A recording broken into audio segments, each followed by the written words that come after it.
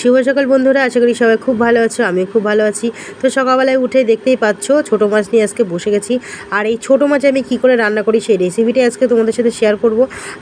তো গরমকালে এই ছোটো মাছ আমি একরকমভাবে রান্না করি, আর শীতকালে কিন্তু অন্যরকমভাবে রান্না করি। তো এই যে মাছটাকে ভালো করে লবণ হলুদ মেখে ভেজে নিলাম। আর মাছ থেকে না খুব তেল চিটকাচ্ছিলো, ছোটো ছোটো মাছগুলো না এখন খুব তেল চিটকাচ্ছে। তো কড়াইটা কী করে পুড়ে গেছে দেখো আজকে আবার। তো ওই তেলে দিয়ে দিলাম কালো জিরে ফোড়ন, তারপরে দিয়ে দিলাম আলু আর পটল। তো আলু আর পটলটাকে কেমন করে কেটেছি দেখতেই পাচ্ছ, একটু পটলটাকে প্যাঁচলা করে কেটেছি। লবণ হলুদ দিয়ে নেড়ে চেড়ে দিয়ে দিলাম পেঁয়াজ কুচি। আমি একটা জাস্ট পেঁয়াজ দিয়েছি, মাঝারি সাইজের পেঁয়াজ। তো এটাকে ভালো করে ভেজে নিয়ে তারপরে দিয়ে দেবো হচ্ছে টমেটো কুচি। তো টমেটো কুচি দেবো, আর মশলা দেবো আমি হচ্ছে জিরে আর লঙ্কা বাটা। তো টমেটোটা দেওয়ার পর দেখো না আমার একটু মানে ছোটোর সাথে কথা বলতে গিয়ে একটু পোড়া পোড়া লেগে গেছে।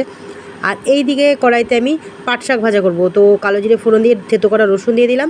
এবার দিয়ে দিলাম হচ্ছে পেঁয়াজ আর কাঁচা লঙ্কা। তো তারপরে নেড়ে চেড়ে দিয়ে দেবো শাক, তারপরে একটু ঢাকা দিয়ে দেবো। তো এবার আসি আমি ছোটো মাছের রেসিপিতে।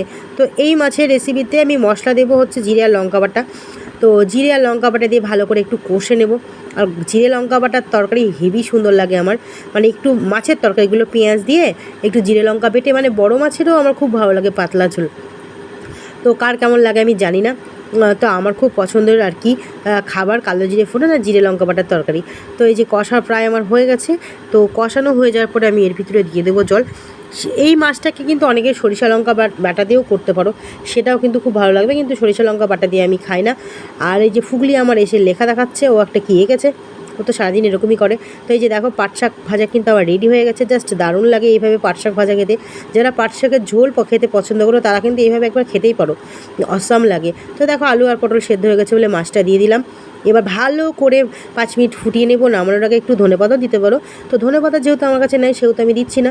তো এই যে দেখো ছোটো মাছের পাতলা ঝোল কিন্তু আমার রেডি, খেতে জাস্ট দুর্দান্ত হয়েছিল।